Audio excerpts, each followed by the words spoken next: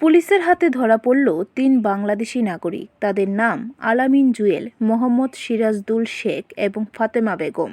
তাদের বাড়ি বাংলাদেশের সুনামগঞ্জ এবং রাজশাহীতে। পূর্ব আগরতলা থানার পুলিশ গোপন খবরের ভিত্তিতে শুক্রবার রাজধানীর চন্দ্রপুর এলাকা থেকে তাদের আটক করেছে।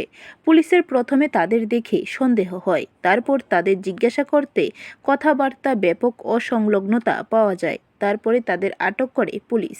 কী কারণে তারা ভারতে এসেছে তার তদন্ত শুরু করেছে পুলিশ।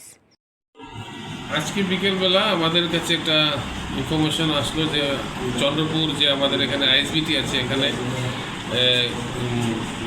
দু তিনজন সন্দেহজনক লোকের গতিবিধি দেখা গেছে।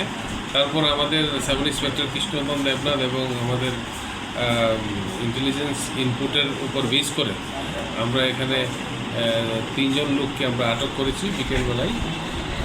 তার ভেতরে আপনার একজনের নাম হচ্ছে মোহাম্মদ সিরাজুল শেখ, আরেকজনের নাম হচ্ছে মোহাম্মদ আলামিন এলিয়াস জুয়েল। একজনের বাড়ি হচ্ছে বাংলাদেশের রাজশাহী ডিস্ট্রিক্টে, আরেকজনের বাড়ি হচ্ছে বাংলাদেশের সুনামগঞ্জ ডিস্ট্রিক্টে।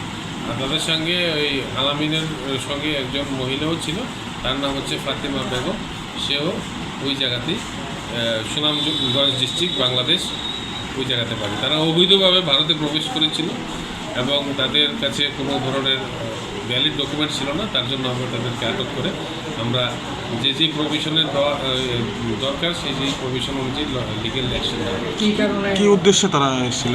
তাদেরকে ইন্টারোগেশন করা হচ্ছে। ইন্টারোগেশন করলে পুরোটা বের হয়ে আসবে। ব্যুরো রিপোর্ট, খবর ত্রিপুরা।